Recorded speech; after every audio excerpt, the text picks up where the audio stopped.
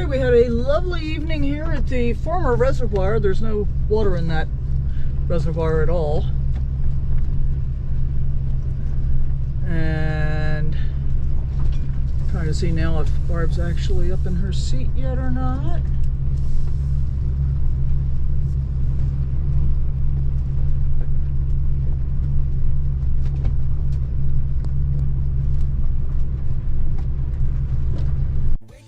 Sun in our eyes, sally forth, no need for goodbyes.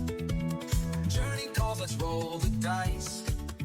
Every mile a new surprise. Today is Saturday, July the 5th, 2025. And we are heading for the Sand Creek Massacre National Historic Site. Let's get a little air conditioning on, a little warm in here. That's better, huh? You need the hookup too, dude. Let's get you hooked up. There we go, good job. And have you all noticed? Can you see how different it is without the recliner back here? And of course he's turned around the other way now, but it took him a couple of days to get used to it, but I think he is. And I'm really liking it. Got my coffee without a lid. May or may not be wisdom on dirt roads.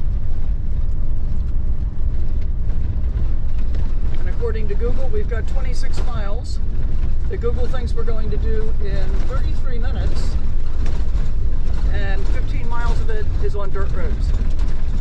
So that'll be exciting. We thought we were going to have to go all the way back to where we came in, which is straight up there about 3 miles, because there were supposed to be severe thunderstorms last night, but then they didn't happen. All right, this is County Road 48.5. And Google, of course, is going to do what Google does and take us around Robin Hood's barn all the way. I have no idea what happened with the fault in my refrigerator yesterday, or day before yesterday, I guess is when it faulted. Trying to get flies out of here too. I had everything open last night, all my windows and doors that don't have screens on them. Well, the windows that don't have screens, my door has a screen. So I got a bunch of flies in. Anyway, day before yesterday, my refrigerator had a fault, which I didn't notice until sometime yesterday mid-morning or later, by which time my refrigerator had gotten up to 70 degrees inside. So, and stuff in my freezer was starting to defrost last night. It is coming down, but when I looked this morning, you know, we've gone from 70 down to 55. So I'm going to try really hard to keep the refrigerator parked in the shade today to the greatest extent possible. And, yeah, we'll see what we got. And we need to find an RV tech for Barb at some point, or a propane dealer, because she's got a problem with her propane tank sensor. And we need to find, well, I need to hope that my refrigerator is really straightening itself out. I think it is. We need to do laundry in the next couple of days. So, you know, life on the road is not all rainbows and butterflies. Most of it is, but not all of it. And some people would think, how could you think camping out here in the middle of farmland was good? Well, I gotta tell you, I think camping out here in the middle of farmland is far better than our other choice, which was a city park in Eads, Colorado, where we would be parked on concrete, probably with lights on all night long.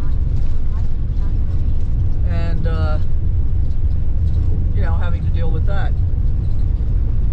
So it's currently 81 degrees outside already. We are down to 3,935 feet. And, yeah, it's going to just be hot as blazes until we get back into higher elevation. I think Barb might be advocating for more RV parks rather than less.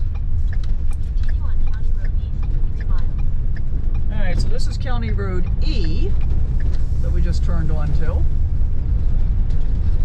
And there are several little reservoirs in this area show you when we come up on the next one. I mean, it's going to be up here on the left. I don't think there's any water in here either.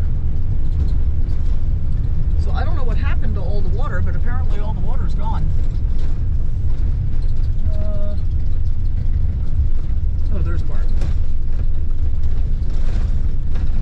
I think she's hanging back pretty far because I'm making a lot of dust, which is fine. Yeah, so over here to our left should be a reservoir now. We're coming around the corner. All of this should be water, and none of it is. It's fenced. That's interesting. Queens State Wildlife Area. And I wonder what the fenced area back there is. But yeah, we didn't see a single solitary soul last night. I was A-okay with that. And they had a trash can, and they had vault toilets. I did use the trash can, didn't use the vault toilet, didn't even open the door to see what it was like. And I think I see, I don't know what that is up ahead. Maybe we'll get to see it, maybe not. I think we might be turning away from it. Not quite sure.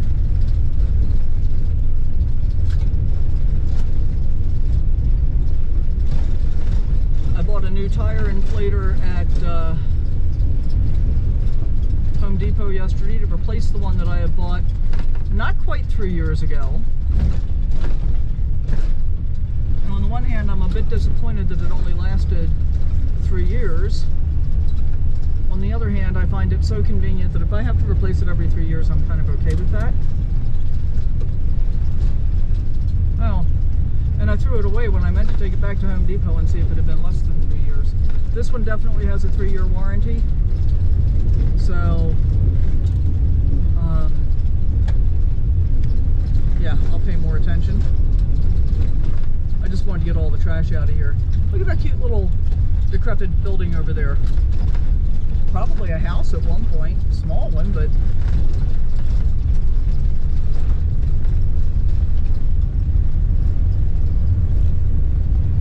yeah, I think, and this is a good quality dirt road. These are all county roads, so they're not bad, even though they're dirt. And yeah, I'm making a lot of dust, but the speed limit, by the way, is 55. I'm doing 30.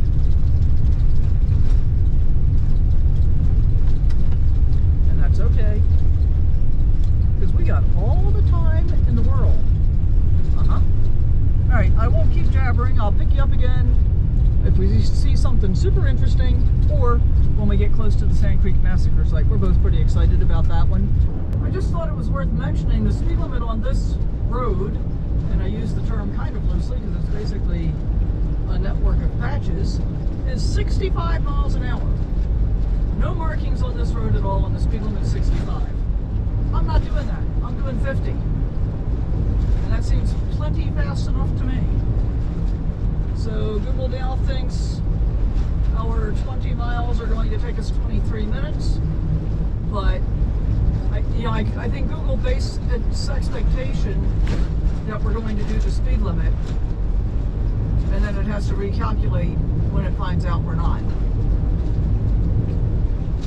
So there's that. Yeah, I'm sorry, this is not a 65 mile an hour road today. What do you think? With all these patches in it. See all this black up here? And then this lighter gray. And then this very light gray that was probably the original road base maybe. I don't know. Kind of crazy. GoPro, stop recording.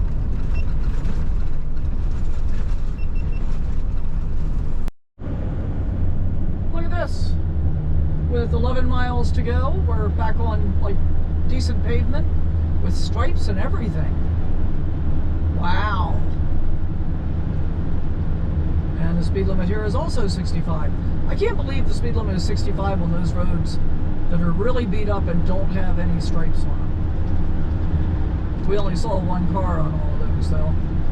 Of course, it's 55 on the dirt road, so I guess they figure if it's got some asphalt on it, 65 is fine. Who knows? Sand Creek Massacre National Historic Site. 8 miles of dirt road. That's funny. When Google said 15 miles of dirt road, I thought it was all going to be getting out of where we were. I had no idea we had 8 miles of dirt road to get to the National Historic Site. Speed limit 55. Pass with care. I don't think we're going to be doing 55, but we'll see. Let's see how it looks over the rise here. What do you think, Mr. Kid? You're okay with standing up on the back of the seat to look out, aren't you? It's just like standing up and putting your paws on the dashboard. Okay, we got some rolling hills. I guess we're in Indian country now, as they used to say, back in the pioneer days. This is going to take a little while. We're not even doing 40, let alone 55. It says point of interest. And I think this is where the ranger at the other place said maybe we could just like park here overnight. And I bet we could have. But I like where we parked perfectly well. The point of interest was to explain about how the Indians thought they were under the protection of the United States and were marched. They went to Fort Lyon and then they were told to come back to Sand Creek, and they did it gladly because they thought they were under the protection of the United States Army. And then it turns out that wasn't really true.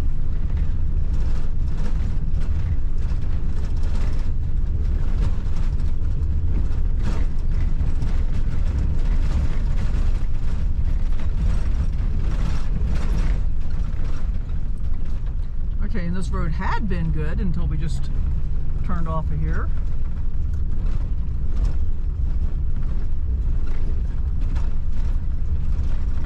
Hopefully the next one's good. We're going to make a turn down here in less than half a mile. So, a pretty interesting story. And it's 9:33. The tour starts at 10 o'clock. We got 2 miles to go. So we're going to be a little closer to the actual time than we intended, but that's okay. And then I wonder if we're going to have to come all the way back this way to continue on. I guess we'll find out.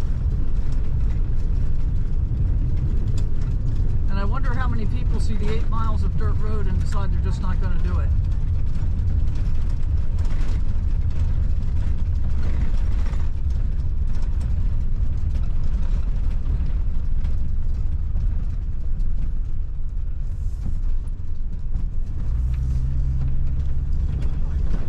So we got about 1.5 miles. Pick you up when we get there. Sand Creek Massacre National Historic Site.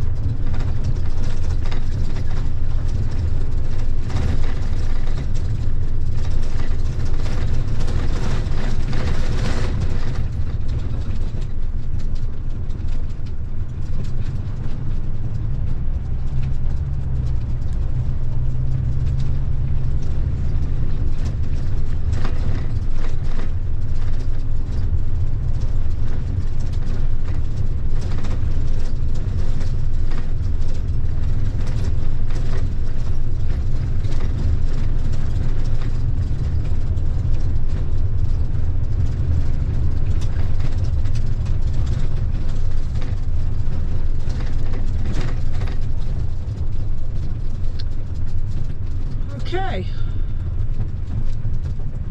Visitor parking. Okie dokie.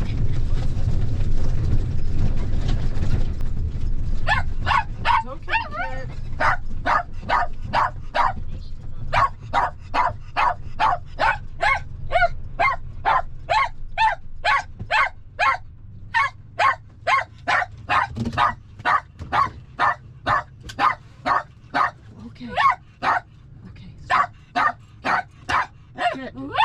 Not the happy-go-lucky history you get at most national parks. It's one of those darker bits of American history. This was an attack on a Cheyenne and Arapaho camp in November of 1864. And from where we are right here, that camp was on the other side of the Big Sandy Creek. And in that camp, there were about 750 people, mostly women, children, and the elderly, trying to establish a peace. Okay, so this was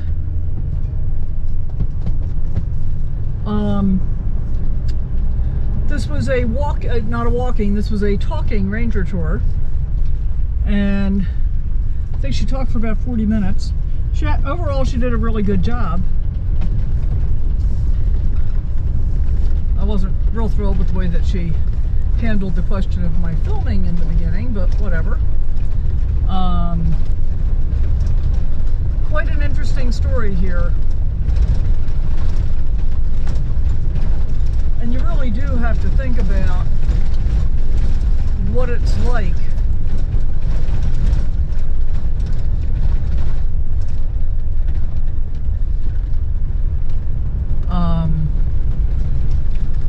for the people that were living here. And, you know, of course, part of the problem is, I think I'll tell you about this after we get past the washboard. How about that? Okay, I'm waiting here for a minute for Barb to catch up because she was hanging back because my dust cloud was so enormously big before we make this turn onto the next road. So let's talk about the whole situation between the cavalry and the Indians that resulted in the Sand Creek Massacre, which was reviewed by 3 different federal agencies, and all 3, or federal reports, all 3 labeled it a massacre without, presumably without having consulted each other before they named it. And so basically what you have are a bunch of Indians whose homeland is being invaded by settlers after. So I mean, think about this, right? What happens with the pioneers? They get these wagon trains, right? And they're coming across the country to settle the West, to go find the gold in them there hills in California in 1849.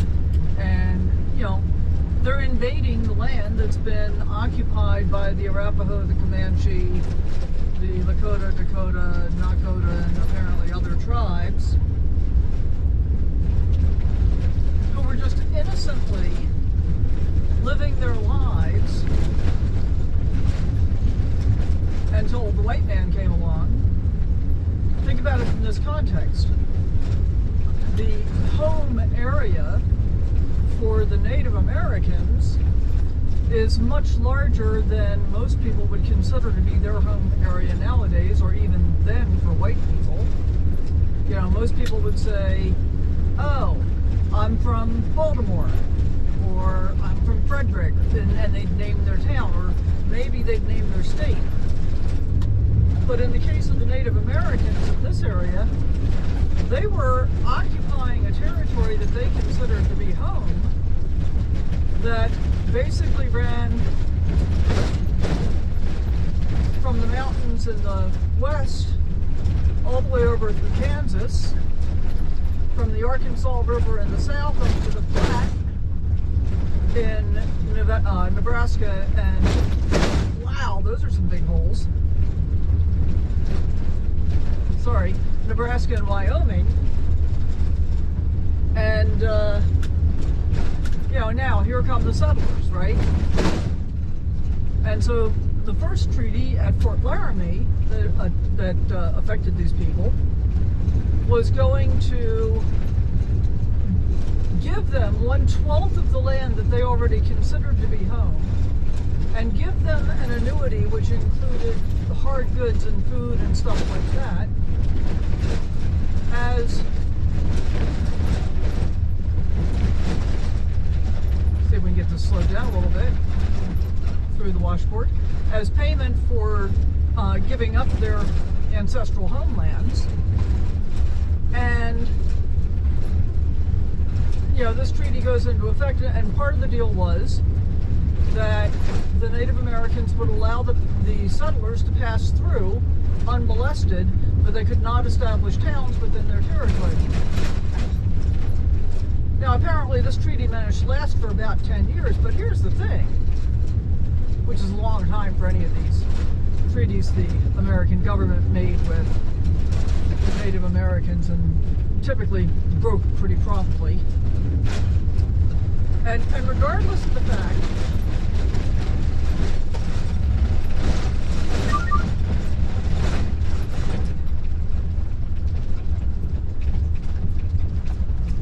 Garmin GPS thinks I just had an accident because the washboard was so bad. Wow.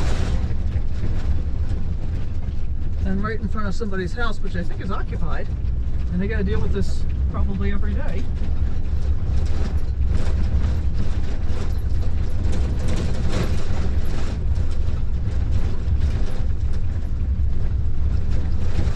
Wow.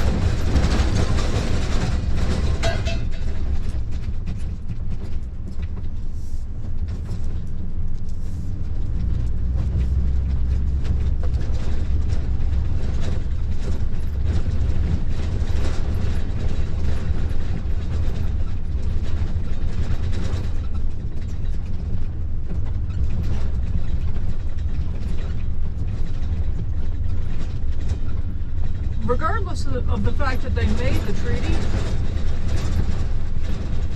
to the best of my knowledge, the United States government never actually defended the treaties in favor of the Native Americans. Because here's what would happen sometimes. The settlers would come through, they'd get to the grasslands in, this area, and they turn around, look at it, and say, oh, hell no, we won't go. And they turn around and head back east.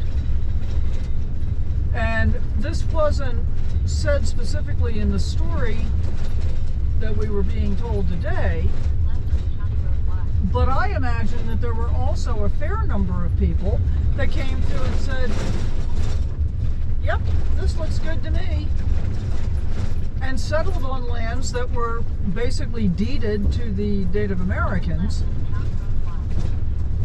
And as a result, hopefully this next road is going to be better. But I'm not counting on it.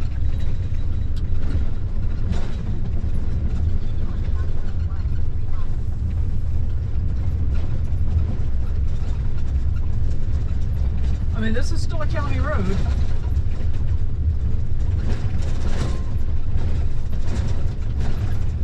Oh well. So we've got that issue, right? I mean, we make a treaty, we don't defend both sides of the people that are in use of that treaty. Instead, the U.S. government established forts to defend the settlers. Well, the settlers were the invaders. Why are we defending them? The settlers are the bad guys. Sorry, just the way it is, I think. And so, many of the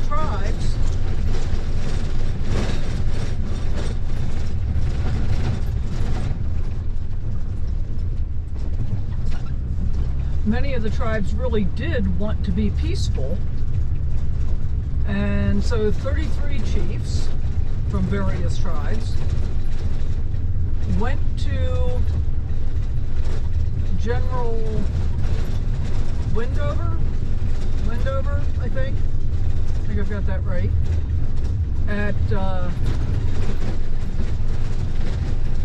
Fort Lyon, which was down by Bent's New Fork.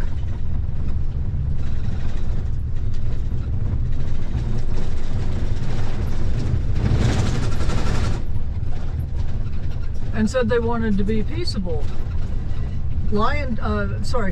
Windover said, Major, he was a major. He said, I don't have the authority to be able to do that. You need to go talk to Governor Evans in Denver. And so they went to Denver to talk to Governor Evans, and he interrogated them about things like which tribe had attacked which settler party and, so on and so forth. And then told them basically that all he was interested in doing is subduing his enemies. When his enemies want to lay down their arms and succumb to his authority, I guess then there can be peace. But they didn't know what to do with this. So they went back to, I think they went back to Fort Lyon, and then Windover told them to go home to Sand Creek. And I'll shorten this up a bit. Basically what happened was we ended up we ended up with a bunch of soldiers whose job was to keep the roads clear and defend against threats. And essentially, I'm doing 10 miles an hour, guys. Essentially, they went out to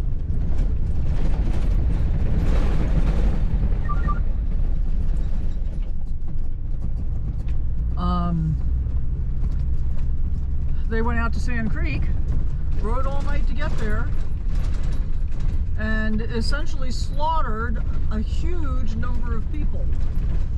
And these weren't warriors. They killed over half of the 33 chiefs, but most of the people that they were killing were women, children, and the elderly.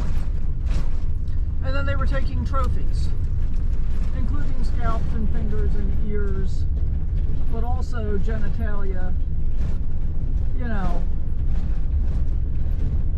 And what a mess. But after this happened, as I said, they did the 3 reports. The government did agree that it had been a massacre. They promised reparations, which never materialized. So, pretty fascinating story. And by the way, guys, you know, this is a lot of what I do in my travels, is I take advantage of as many opportunities as I can to learn something new. So there's that. Alright, I'm going to let you guys rest from this incredibly bad dirt road. We have 82 miles to our next destination. I'm hoping we're going to hit pavement again sometime soon. Well, the roads are not getting any better, but look at that beautiful herd of cattle out there. That's very attractive. No fences and plenty of cow dung along the roadway. And then see this cabin coming up here? That's pretty cool looking. That looks like it would make actually a pretty nice homestead to me, with all the trees and stuff. The cabin remnants are pretty cool.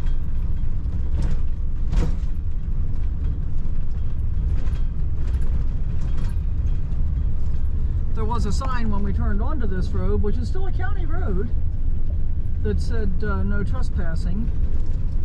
I assume they mean off of the road. Is that a stock tank, I guess? Yeah, I guess it's a crushed up upside down stock tank that was back there on the right hand side. Oh, is the road going to get better again for a little bit? Let's see. We got 2 more miles of this one. What's your guess? Do you think we're going to get pavement after this? I'm not counting on it. I think I might do a little reading up on county roads though. Like, is there a numbering standard that would give you some idea of what to expect? So like, you know, we've got like County Road 5, single digit. Is that like the best kind? And we've got County Road 96.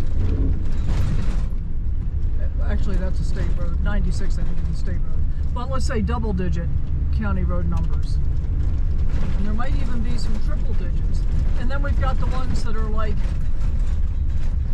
48.5. What's that mean? And then we've got, like where I'm right now, BB. So are the double letter county roads like the worst quality? Certainly seems to be true so far.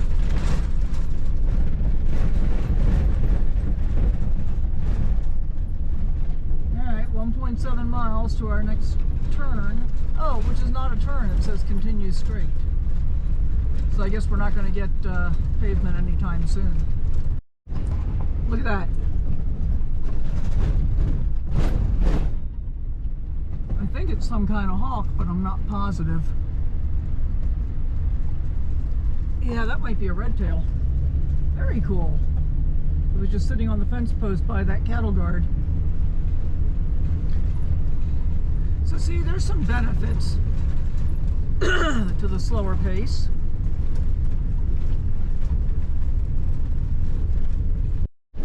So since we're spending so much time enjoying the dirt roads, let's talk about that a little bit. We still have 4.5 miles to go before I think we're going to hit pavement. And I kept thinking about this. By early automobile standards, this would probably have been considered to be a good road. You know, fairly wide. It's not just two wagon ruts, you know, with a strip of grass down the middle of them. And I'm wondering now, did the term washboard originate from horse and buggy days, or from automobile days? I might have to look that up and figure it out. And if I forget to do that and put it in here, someplace on the screen, leave your thoughts in the comments, because I'm kind of curious. But I do spend a lot of time thinking about, you know, what pioneer days must have been like. And you know, that was kind of funny too. One of the ranger who was doing the talk at the Sand Creek Massacre site was asking us to, you know, how do we define home? And somebody said, well, it's where my bed is. And I'm thinking, yeah, home is where I park it. Which is really very, very true.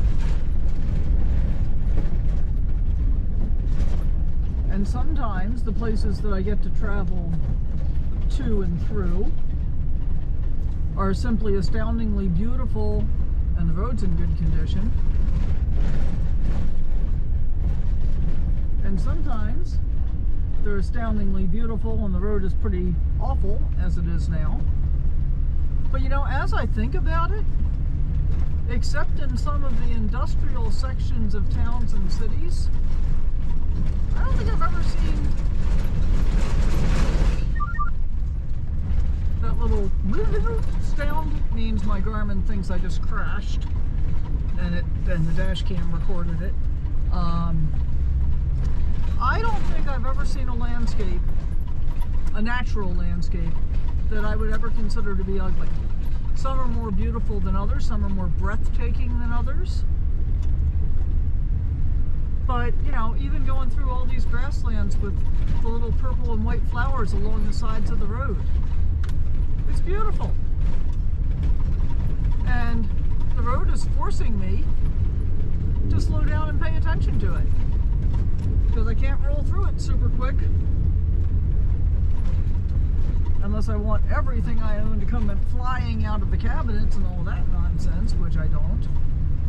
I've already had enough things fall over. Can we see? I don't know if I can see it. But yeah, I've lost my pillows off the sofa. Top half of the Berkey fell over. The good news is the bins that I just set up last night to replace the storage area that I was using underneath and around the recliner.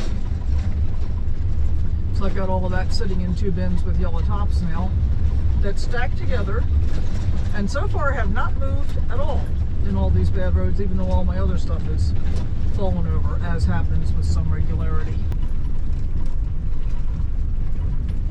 For the most part, when I'm on decent roads, everything stays where it's supposed to. But on super bumpy roads, or bumpy dirt roads like this, yeah, all bets are off.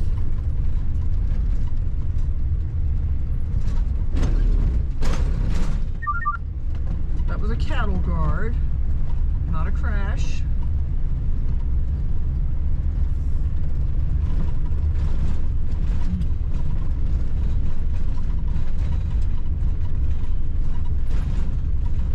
So we're still 3 miles from US 287. And that'll put us back on pavement unless I am sorely mistaken.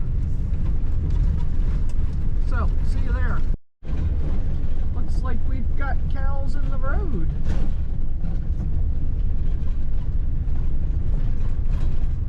Wonder if they're gonna move as we approach. Oh, or are they horses. That might be horses. Yeah. I just assumed it was cows. So we're going to roll up on them really slowly because I don't want to startle them. They're very pretty. They are very pretty.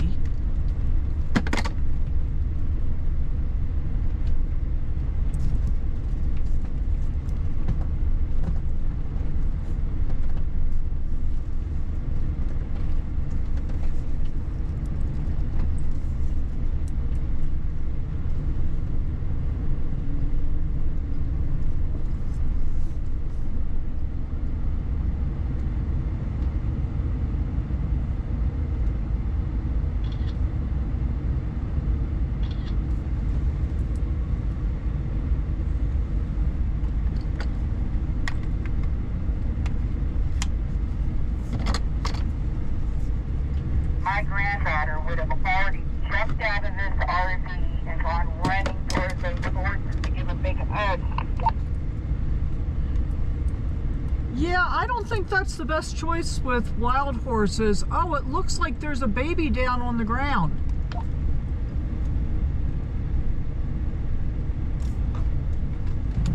Look on the left, I see a baby. Yeah, but it's wagging its tail, so I think it's just taking a break. I'm looking at the way these horses are looking at me. I don't think so. I think that might be an injured baby, and they're defending it. I'm going over toward the side in hopes they're going to let us get past, but they're now all staring at us.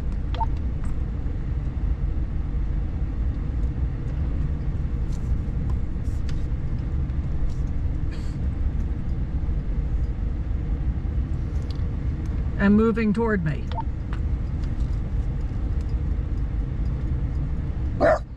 Don't do it, Kit. Leave it, leave it. I got a black one right next to me. Now Kit's barking.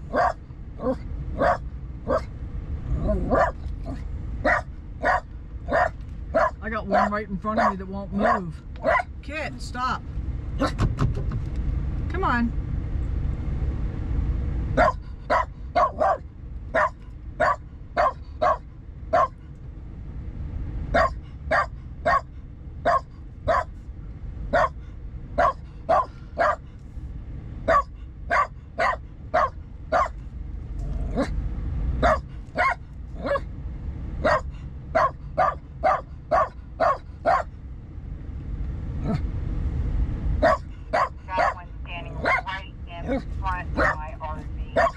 I did too, it just moved.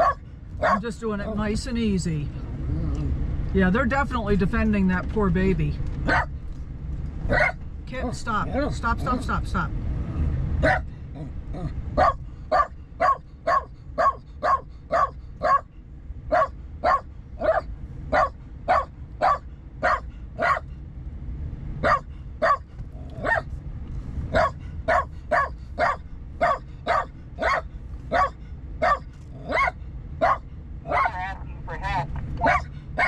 Yeah, they definitely are, and I don't know how to give them any. Well, it's sitting up now. It was laying down, but it's sitting up. Well, that's good news. Well, yeah, it's got its neck up a little.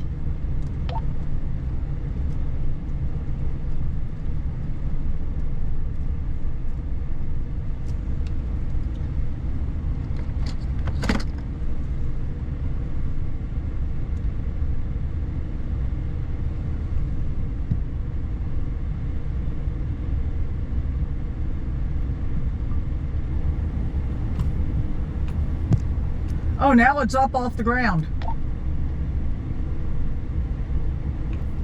Yeah, I passed them. Okay, well that was exciting.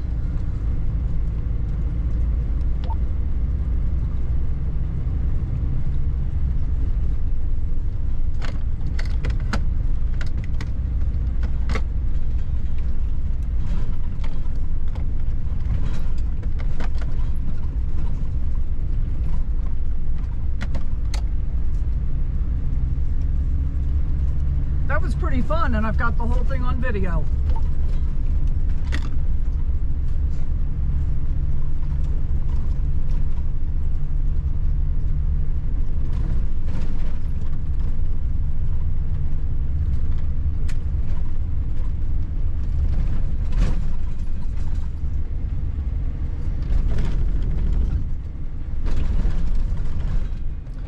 those adult horses definitely did not want us involved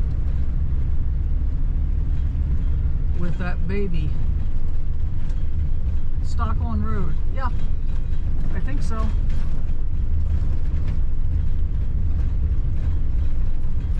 Okay, 2 more miles, guys. And then we should hit pavement, I hope. 19 miles, 20 miles of dirt road from Sand Creek Massacre to US 287. That's 35 miles of dirt road so far today.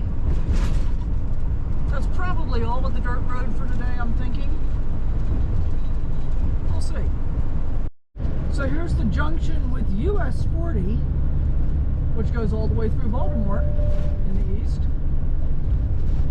I used to live pretty near to US 40 in Baltimore several different times.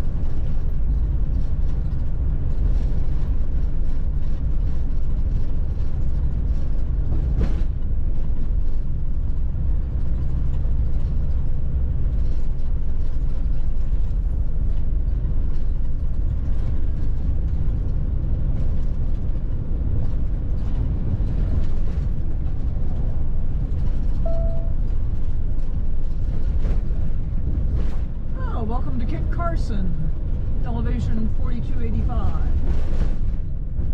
Garmin says 4309. And we've been going steadily uphill, I guess. We're only 113 miles from Colorado Springs, which we left 2 days ago? We left on Thursday, today's Saturday, yeah. So we left 2 days ago. We went way down south and way east. And now we're going, well, we were going north, now we're going west for a minute. I wonder what that tower is off to the left there. Oh, it might have been a water tower. And look at this oversized load. That's a big one.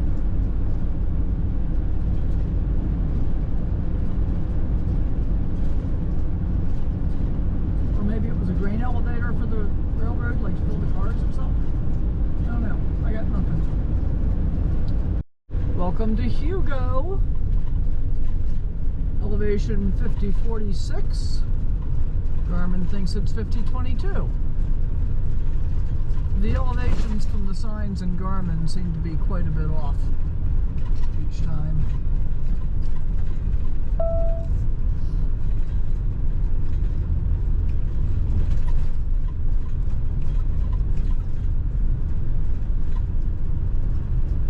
It's the heart of Lincoln County.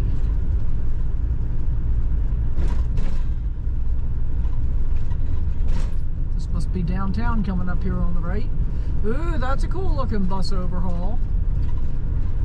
Raised, probably 4-wheel drive. It's the Red Brick on Main and the Plains Bar. So it looks like they've got a bank, 2 bars, and a curio shop. Okay.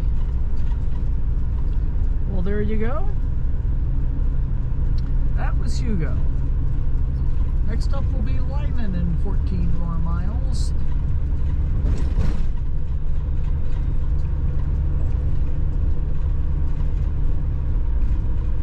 Well, look at that up ahead, crossing over our road. That's Interstate 70, which also goes to Baltimore. I used to live not far from there in Baltimore as well.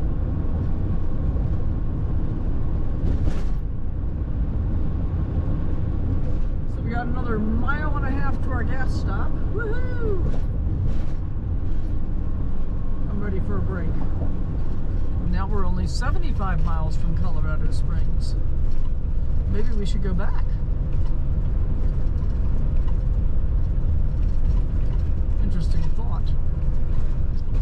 Elevation 5366, which Garmin thinks is 5366. Go figure. I don't really understand that. Sometimes it's high, sometimes it's low. sometimes it's identical.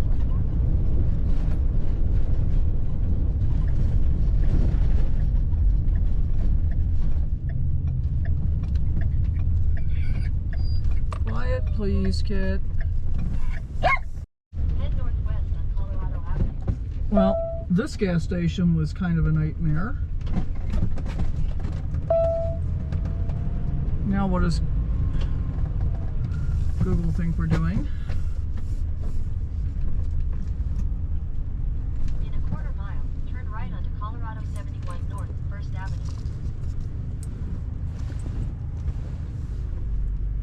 Oh, once again.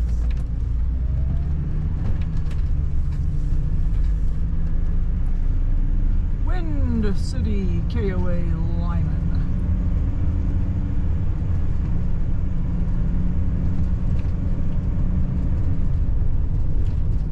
They look pretty much out of business.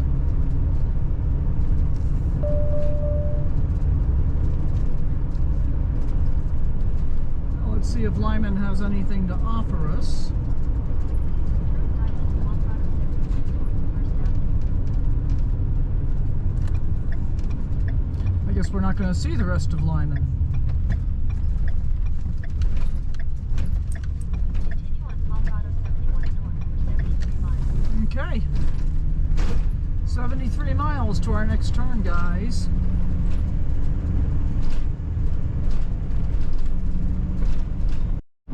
And by the way, on that last tank of gas, it was 330 miles with about an hour and a half of generator usage, and we averaged 9.16 mpg. So not too shabby, all things considered. Look, we got windmills. And I can't tell if that's bugs or tiny raindrops. Might be both. Let's try cleaning the windshield for you. Which I guess I could have done at the gas station, but I didn't think about it. Yeah, I think it's mostly bugs.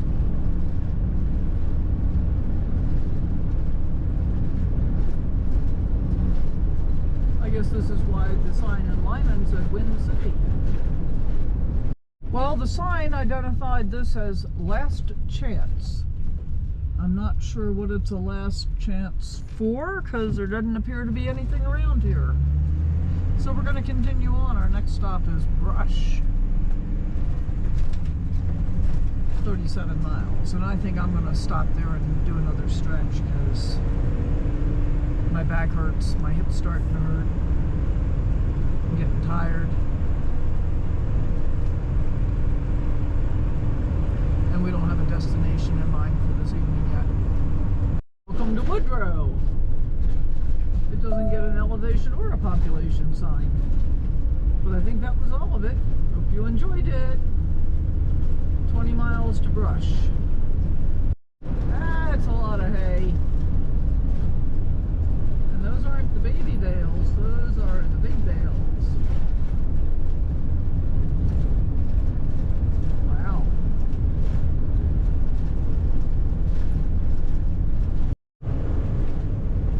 Alright, so this day just gets better and better. We're going to go try the Prewitt Reservoir for boondocking. It's about 18 miles away. Not exactly in the right direction, but not too awful out of the way. And then when we get there, I got to figure out what's going on with my inverter, why it's showing an overload condition.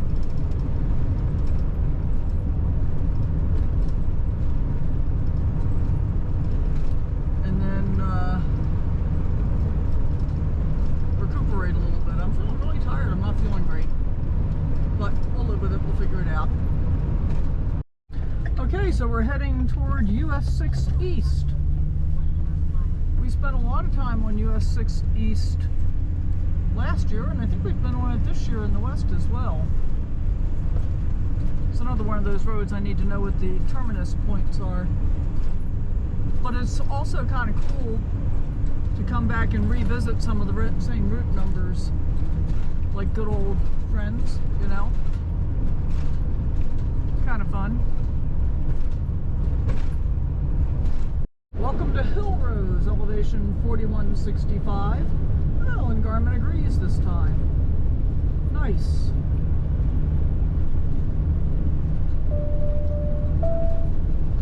Yeah, I really need to be done driving today.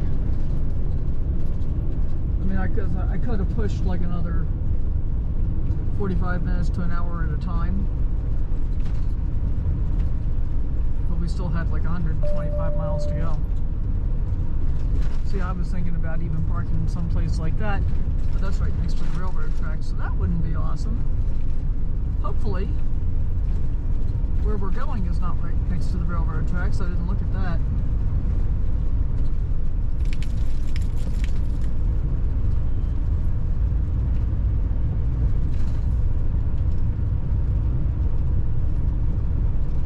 The Hill Rose doesn't seem to have a whole lot to offer. Trailer parks.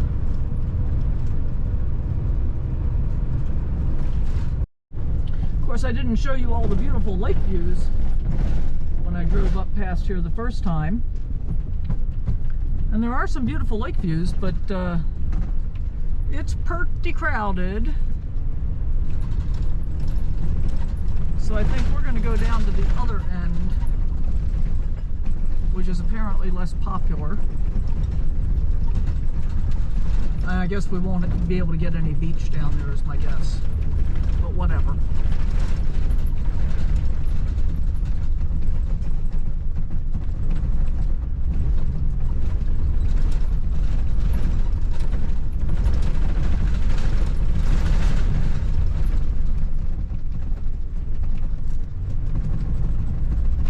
So I'm guessing this is probably one of the most popular locations, at least in this area, whatever this area is. Temperature's down to 87 though, so that's a bonus.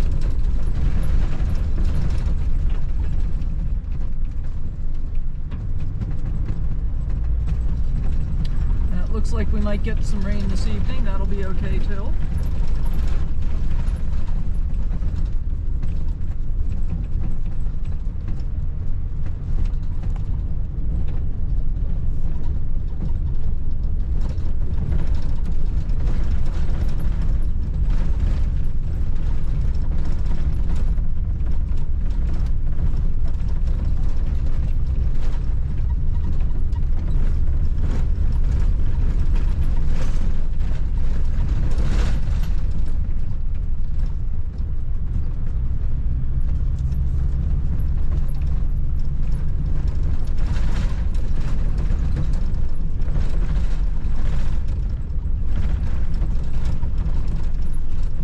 So here we are back at the entrance station.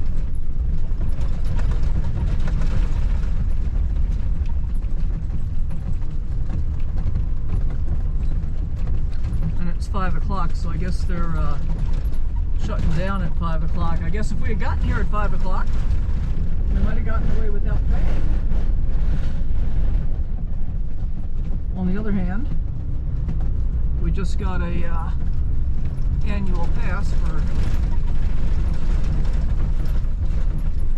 $11.73.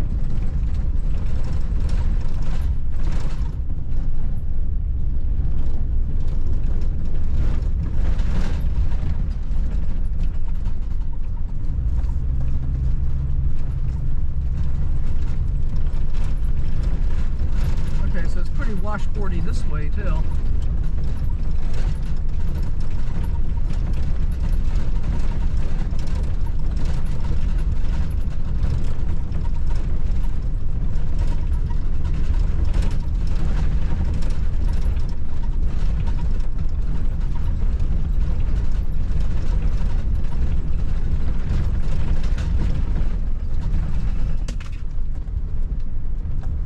Crap all over the ground.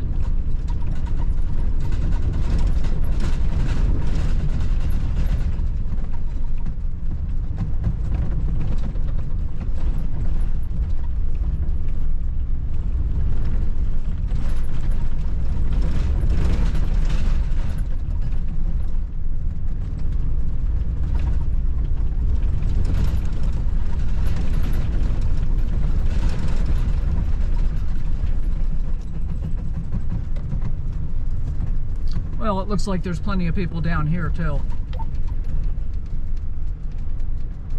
We just might have to grit our teeth. Yep.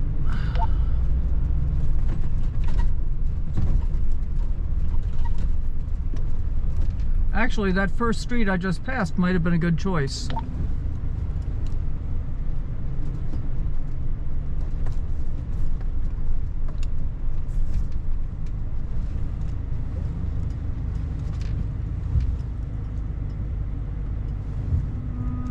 I'll check it out because I can turn around easily. Okay.